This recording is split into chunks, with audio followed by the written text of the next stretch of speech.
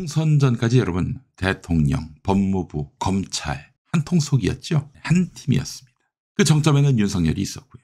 그렇기 때문에 사실 민정수석이 딱히 필요가 없었다. 경향신문 이기수 논설 고문이 그렇게 분석을 했습니다. 검사들이 일심동체로 대통령실, 법무부, 검찰을 다 장악했는데 뭐하러 여기 민정수석이 필요합니까? 민정수석은 한마디로 얘기해서 이 검사 집단, 대통령실, 법무부, 검찰 여기에 컨트롤 타워 역할을 하면서 실질적으로 윤석열의 입, 손, 발 역할을 하는 것이죠.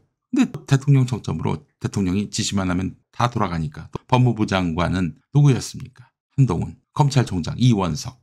자기 끈앞풀 아니겠어요? 불필요했죠, 민정수석이. 그런데 만들었습니다. 왜 만들었을까요? 저기 마누라 이제 수사가 본격화되니까 그런 거 아니겠어요?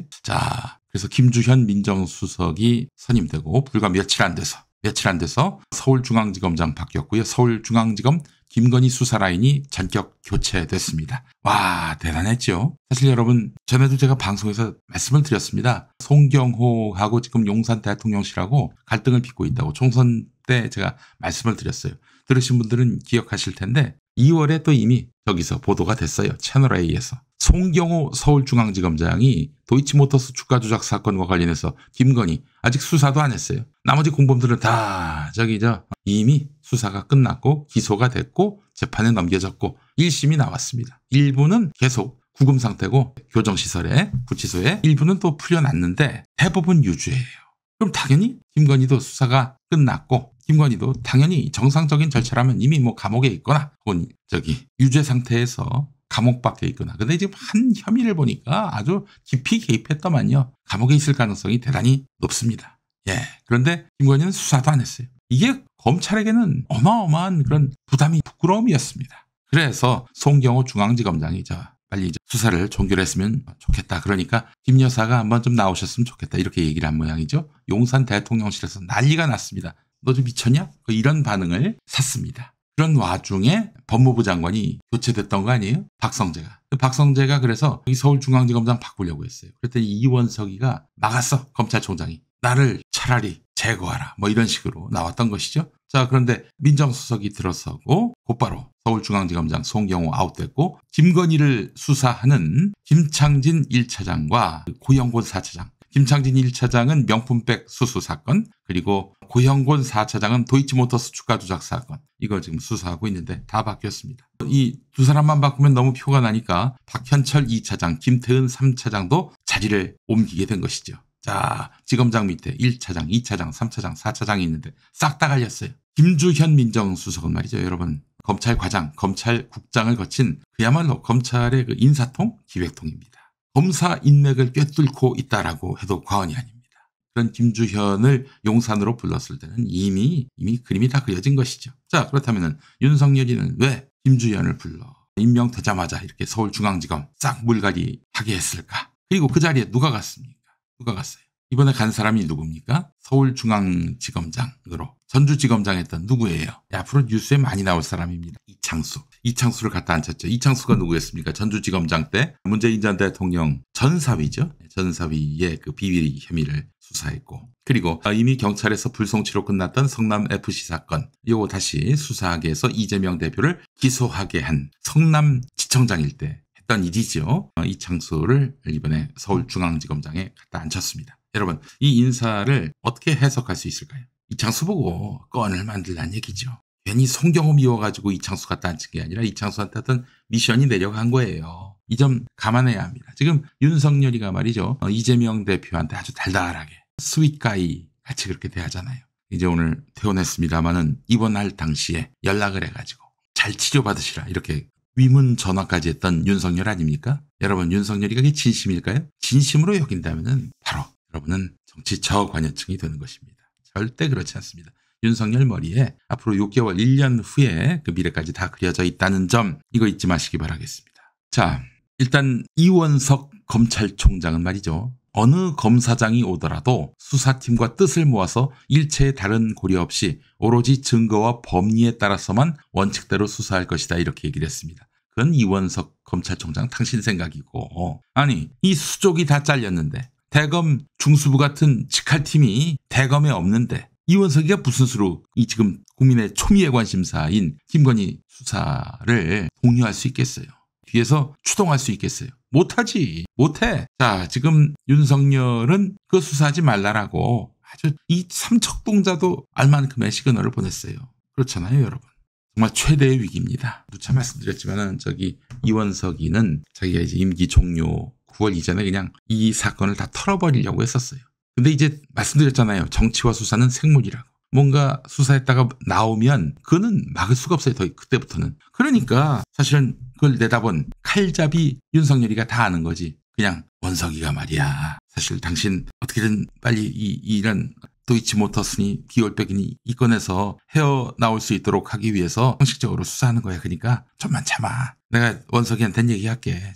웬만하면은 포토라인에 안 서게끔 하도록 할 테니까 이번에 좀 받읍시다. 이럴 윤석열이 아니죠. 이걸 또 이런 꼬드김이 있다 했을 때 받아들일 김건희가 아니죠. 아니 장사 하루 이틀 합니까? 선수끼리 그런 말은 통하지가 않습니다. 그래서 윤석열은 아예 수사를 못하게 하려고 지금 한마디로 강력하게 지금 저지하고 나선 것입니다. 자, 이러면 일선 검사들은 어떻게 생각하겠어요? 여이씨 뭐야 이거. 아니 잘 봐주겠다고 했는데도 못 믿고 수사를 아예 막아? 이게 지금 검찰총장 출신 특수부 검사 출신 대통령이 할 짓이야? 이런 생각을 하겠습니까? 안 하겠습니까? 다만 떨고 있을 뿐이지 일선에서는 부글부글하다는 게 오늘 제가 파악한 서초동 기류입니다. 예, 자칫 어떤 변수, 어떤 사건이 터질지 몰라요. 그때는 윤석열도 이 상황을 어떻게 조정할 아무런 수단이 없게 되는 것이죠. 지금 검사들이 빡쳤다는 점, 이건 여러분들이 기억하실 필요가 있겠습니다. 자, 지금 사실 김건희의 조사 여부, 방식, 수사 이런 구체적인 방향과 강도를 결정하는 것이 바로 지휘부인데 지휘부가 교체되면서 이제는 이원석 총장이 아무리 법리대로 신속하게 수사하라 하더라도 그 뜻대로 될 가능성은 대단히 낮다 이렇게 보시면 되겠습니다. 자, 그리고 내일 나올 경향신문에 나온 내용인데요. 여권 관계자 얘기. 대통령실과도 뭔가 네트워크가 있는 여권 관계자 같습니다. 이원석 검찰총장 지금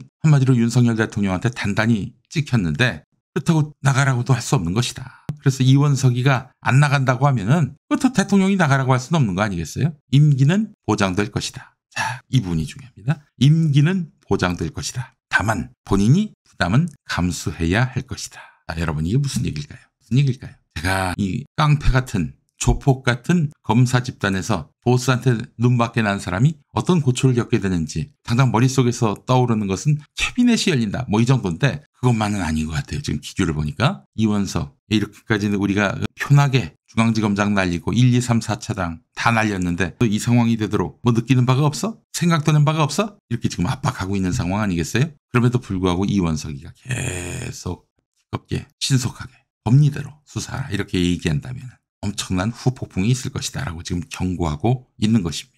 아, 이게 진짜 무슨 양아치 새끼들, 이런 깡패 새끼들이 세상에 또 어디 있습니까? 자, 여러분은 여기서 마음속에 새기실 것은 이제 결전의 시간이 다가오고 있구나. 결전의 시간이 다가오고 있구나. 이렇게 생각하시면 되겠습니다. 자, 그러면 앞으로 어떻게 될 것인가?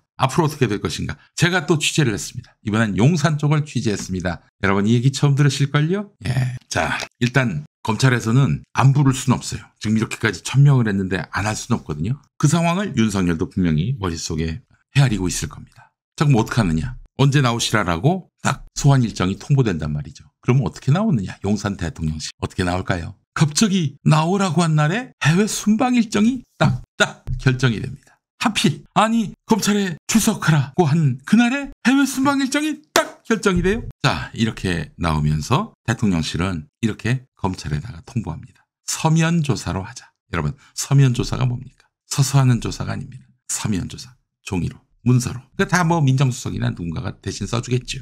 그래서 서면 조사로 대체하고 서면 조사로 해서 조사가 종결되고 결국 무혐의로 나오고 이 흐름을 타고 갈 것입니다. 제 말이 맞는지 틀리는지 한번 보시죠. 다시 한번. 검찰이 출석 요구를 합니다. 근데 때마침 그 날짜에 해외 순방 일정이 잡혀요. 야, 정말 귀신이 고칼 노릇이죠. 하필 그날에 왜? 자, 그리고 지금 이 김건희 출석은 안 된다. 여론조성팀이 또 가동하고 있습니다. 여론조성팀에서 오늘 첫 번째 홍보 문구가 나왔습니다. 여러분 이 소식 접하지 못하셨습니까? 오늘 김건희 출석은 안 된다. 윤석열은 이거 절대 응하지 말아야 된다. 라는 메시지가 오늘 나왔어요. 읽어보겠습니다.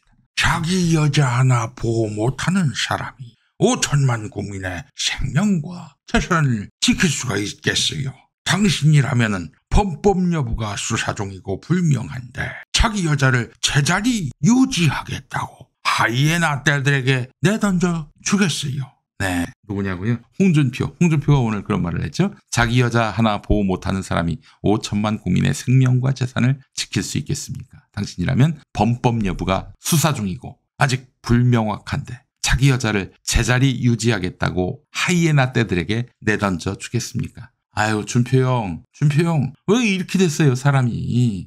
왜 엉망진창이 됐습니까? 이게 뭐예요, 이게 도대체? 나 정말 참. 이거 홍준표가 오늘 SNS에 올린 거예요. 자기 아내 지키는 상남자. 요거 다 용산태라고 교감이 된 문구라고 전 봅니다. 자, 자기 아내 지키는 상남자. 이런 걸로 지금 윤석열이가 서울중앙지검 싹 갈아엎어버린 그 만행을 합리화, 정당화하고 있는 거예요. 우리 준표 형님이. 그래도 국민의힘 안에서 제정신 박힌 사람으로 제가 생각을 했는데 뭐 하시는 겁니까 이게? 준표 형님, 사람이 왜 이렇게 됐어요?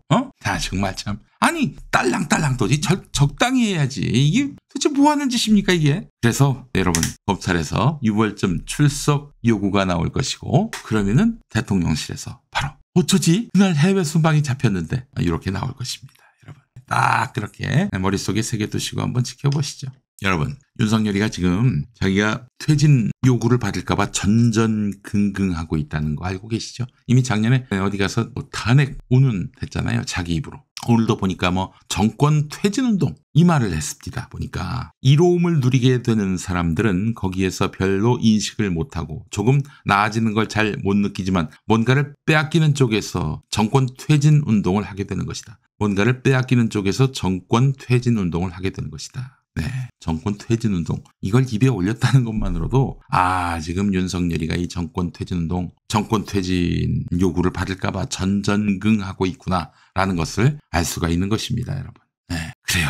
제가 며칠 전부터 얘기했습니다. 윤석열은 당분간 진지전, 수성전을 할 것이다. 그러니까 자기 성 안에 있으면서 성을 침범하지 못하게 공격은 하지만 그렇다고 적진을 퇴출하기 위해서 성 밖으로 나와가지고 몰아내고 그런 일은 안 할 것이다. 큰 전쟁은 벌이지 않을 것이다. 그냥 그 성을 지키는 수성전, 진지전을 계속할 것이다. 이 말씀 드렸어요, 제가. 자, 그리고 나서 그냥 앞으로 계속 이렇게 3년을 보낼 것이냐. 아닙니다, 여러분. 이재명 대표한테 영수회담도 제안하고 또 병원 들어가니까 안부차 전화하기도 하고. 이 스윗가이의 그런 스탠스는 이거는 진지전, 수성전이라고 봐야 됩니다. 얼마 지나서는 이제 이 민정수석과 새 중앙지검장을 동원해서 이재명 조국을 치고 그렇게 해서 상황을 반전시키겠다. 주도권을 도로 가져오겠다. 지금 이러고 있는 거예요.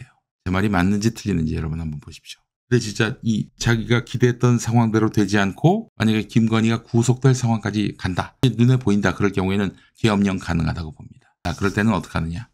정말 1987년에 우리가 개헌을 했잖아요. 6공화국 개헌. 그 개헌한 게 얼마나 참 다행인지. 여러분, 우리나라 헌법을 보면요. 대통령이 계엄령을 선포해도 국회 과반 의결로 그 계엄령을 해제시킬 수가 있습니다. 법을 그렇게 만들었어요. 그냥 계엄령을 수시로 자기 마음대로 이렇게 발령을 하고 그래서 모든 민주주의를 올스톱시키는 이런 과거 군사 독재 정권의 그런 만행을 계속 방치할 수 없어서 당시 1987년 헌법 개정 때 국회가 계엄령을 멈추게 할 수 있는 조항을 넣었습니다. 얼마나 다행입니까? 자, 그러면 어떡하느냐. 국회의장을 막 그냥 겁박을 하고 너 이 새끼 우리 말 안 들으면 죽는다 이렇게 협박을 하고 이럴 거란 말이죠. 그럴 때 그런 협박에 굴하지 않고 까불지 마 이 새끼들아. 어디서 협박지냐? 이럴 국회의장을 뽑아야 되지 않겠습니까? 여러분 생각은 어떠세요?